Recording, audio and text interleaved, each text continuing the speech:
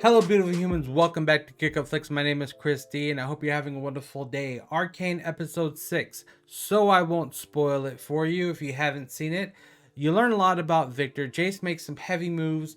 Jinx and Vi take a step forward and a step back within this episode. And any point past this is going to be a lot of spoilers. So we're going to start off with Victor.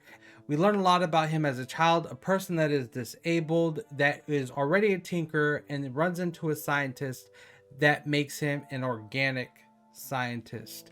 And that is really interesting because as a kid, he really loves this mutated creature, which I believe is the essence of Shimmer. And the one goal of this scientist is that it must survive at all costs, no matter what, even though that it's currently dying. As a kid, Victor didn't understand, but as an adult, dying himself and then at the same time having access to a hex core that can potentially save his life, I wonder how far he will go to save his own life and what he will turn into. I have no idea, but I kind of can't wait for the journey.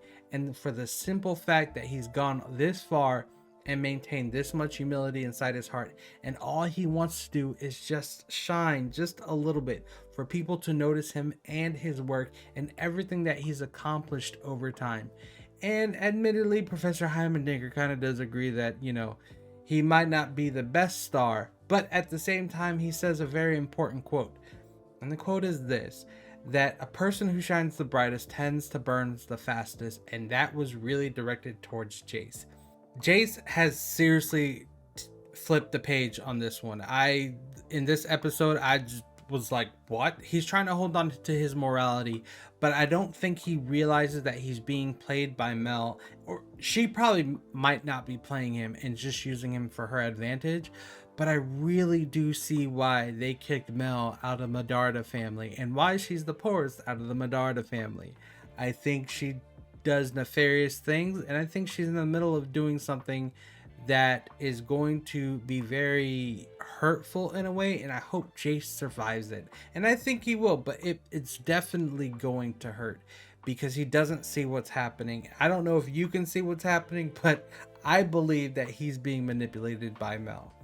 Silco, on the other hand, he's starting to lose control too. He had to pay a visit to Marcus's home and pretty much threaten his family to keep this man on track, because Marcus was about to have a huge change of heart and become very morally obligated to, not do whatever he's told by Silco.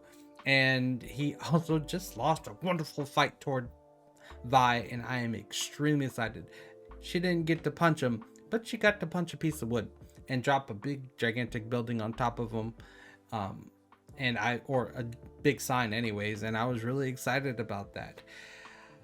Vi in this episode did recognize the person that was very much addicted to Shimmer, and I wonder if they're gonna go on that.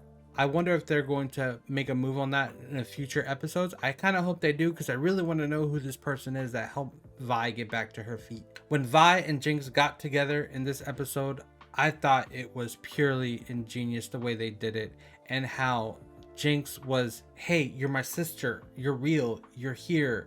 But at the same time, I hear voices, and then everybody else is kind of like, what? Like, what? But that didn't break Vi's love at all. It, in fact, reinforced it, saying, no, I'm here and I apologize. And she was just saying, I'm sorry. She still, no matter how hard she got on the outside, that inner Vi, that inner kid, that inner love for her sibling, her sister, was still there. And I think she's willing to do anything to save her sister. Her sister, on the other hand, is a little bit on the lost side, and I think she's willing to kill just about anybody, because now she is Jinx.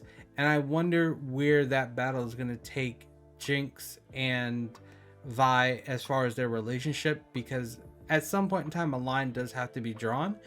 But who's going to draw the line? Is it Jinx going to draw the line and saying, hey, I'm going to treat you as an enemy for the rest of your life?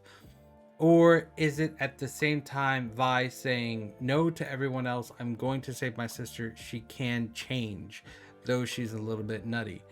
And you can see that at the very end with Jinx. when they took Vi and they were about to disappear, Vi could have fired on them, but she did not. She wanted to literally grab and save her sister, but it just was too late. She was a little bit too slow on the reaction time. And you gotta admit, while Jinx was fighting and that man was about to come up and hit her upside the head with this weapon, and the way she moved, it was really good. But enough about the story, and very quickly onto the animators and the artists to this. I have to give you an applaud because you are doing a fantastic job. I love every aspect of it. And I don't know if you know this, but sometimes with animation, it can be very hard to get an emotion across. It could be a hit or a miss, or seem too fake, or if you're really into the story and then they have this animation of like, oh, I'm so sorry, or they're investigating. The extra work that they're putting into with the movement and the body movement and the, you know, playing with the, when Jinx was playing with her hand. For example, when Jinx was investigating one of the goons of Silco and she was playing with the gemstone and then threw it into the drink, that is kind of like an important detail to realize, that she's probably testing the gem, and at the same time she's using her surroundings to, you know, keep the guy on edge at the same time. That is really hard to potentially get across at times, and I think they're doing a really fantastic job. But if you think I missed anything that happened within this episode, please let me know down in the comments. And if you like what I'm doing, your support is greatly appreciated. So please subscribe, hit that like button because it does help me out with the YouTube algorithm, and hit that bell notification for every time I post. You won't miss anything. And don't forget to kick up and not down, and I will see you the next time I post.